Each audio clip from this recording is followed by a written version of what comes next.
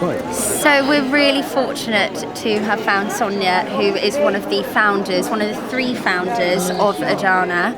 And I guess you're really impressed with the turnout today. Yes, very. Yes, it's lovely. And because we had the police escort, we all kept together. Yeah. Because very often these things turn out in a straggle and they don't notice it's Adana doing anything. Well, it's very VIP having a police escort, Yes. isn't it? And so tell us a bit about how sort of Adana started and your involvement with it all. It's amazing. We started, we began at the end of '89 and became officially established at the beginning of 1990. Wow. And I had a second-hand bookshop in the middle of Estepona, and people always sniff you out as animal lovers, don't they? And so Yes, exactly. all the stray dogs and everything I used to find tied to the door. And then two of our customers, Margaret and Ted Sneed, were also very keen animal lovers. Yes. And they used to come along, and we had a sick puppy I couldn't take home because of our other animals, and I was keeping it in the shop overnight, but it needed attention. And they said as they lived in town, they'd come and do it. So we became very friendly as animal lovers and doing things together. And she came to me one day and said she met a Spaniard called Federico Bracho Guillen, who was feeding cats on the Paseo when she was feeding cats.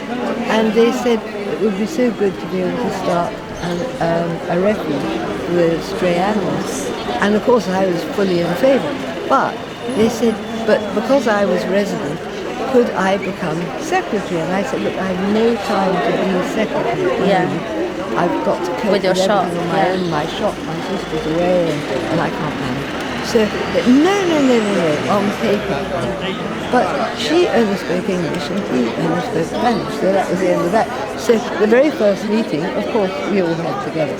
And from there on, we never looked back. I became so involved in Adana.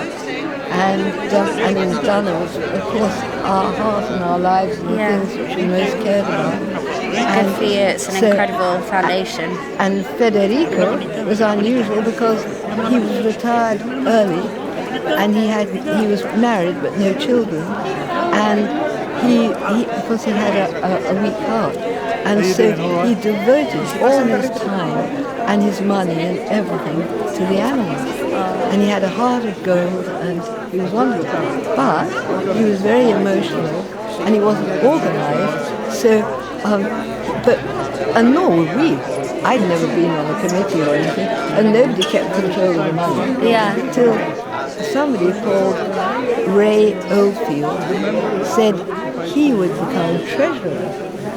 And he announced that we had actually 4,000 pesetas. And we hadn't realized we didn't have any money. But we started building our refuge, the Ayuntamiento let us build it at the Matadero, the slaughterhouse, which was the last place really, but it was a piece of land. And out of old pallets and everything, it was a real gypsy shanty town of a refuge which we built. And the dogs were all loose in there, and gradually we came around building it up and making it better. And then one day, they suddenly announced a week before Christmas they were going to develop the site for blocks of flats, and we had to go. And is that when the move went up to where it is now? And we were desperate. We were going all over the place looking for land.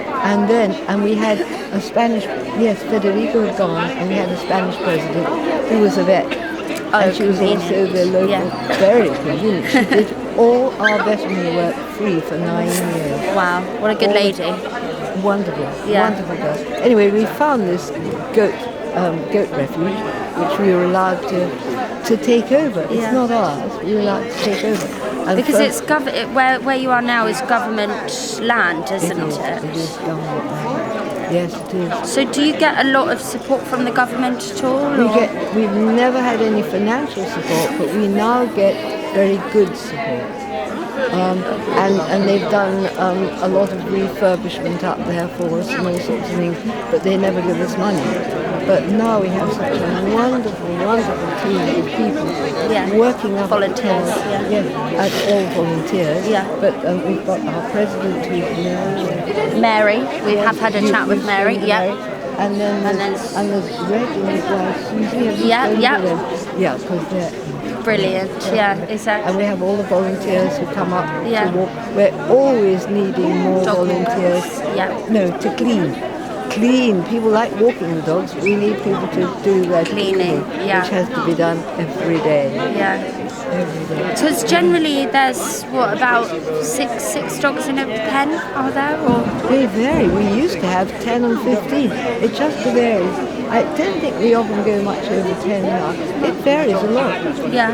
And they're brilliant. We've got somebody called Fernando who's been with us from the slaughterhouse, and he knows the dogs so well. When a new one comes in, he knows where to put them. And now it's all so beautifully organised. Every single dog, you can look up on our website. There's a picture, a little video of them, a description, and the adoption is very much. Brilliant. But it's hard work, and it takes us. It costs up to, I think it costs around 8,000 to 10,000 euros a month. Wow. It's a lot. So we really do need a lot of support, and don't then we? We have terrific support, especially on the financial side, from our second-hand shop, which is run by our vice president, who's incredible, who's called Maria Corsi. And so she's totally bilingual because she's Gibraltarian and brilliant, absolutely. And would you just tell everyone where the shop's located? Yes, so the shop's located in, if you go up Avenida Juan Carlos and turn left to the new roundabout with a lovely thing like a dandelion in the middle, turn left up there and a short way along on your right, on the corner, and that's Calle Padre Cura. Brilliant. And I think it's number 24. Brilliant. Well, there you go. Open morning from 10 till 2, Monday to Saturday. And Maria has run it for years. Brilliant. Every day. Good. Good for her. And well, it's a brilliant place to buy your clothes, your things, your furniture, everything. Yeah, brilliant. Well, I'll get myself up there as soon as I can. Well, thank you so much for talking to us. It's been really a pleasure to meet you, and well done for today. It's just incredible, honestly. I can't congratulate you enough for what you've done. Well, I feel I've done very little now because these are all working so brilliant. And just quickly, would you introduce us to your... I'll introduce you to our beautiful boy. What's his name? Bourbon. Bourbon, like the chocolate biscuit. Oh, you're named after a chocolate biscuit, young man. And he was in Adana 3.5 years. Wow. He was found as a puppy, and because he's very shy, nobody took him until we got him. Oh my, he is just heaven. And one of the volunteers said when he heard our dog had died, he said, "This is a dog thief. He's a treasure." It's brilliant that you've got a companion, and it's just the proof that this whole story can work out for people. Well, look at him. He's heaven. He'd never been in a house before, and he never had an organised mealtime because they all eat whenever they like them, so there's no fight. Somebody else has brought their animals. Oh, children. Okay. Well, thank you so much. I really appreciate it. It's an absolute pleasure to meet you. I feel I'm sure I've missed out very important things, but the start of it all was Margaret and Federico, and then they came and asked me. Brilliant. Well, But thank you from for there your... it's grown leaps and bounds, and there'll be some very important people in the growth of Adana. Well, it's amazing what you've done, so thank you.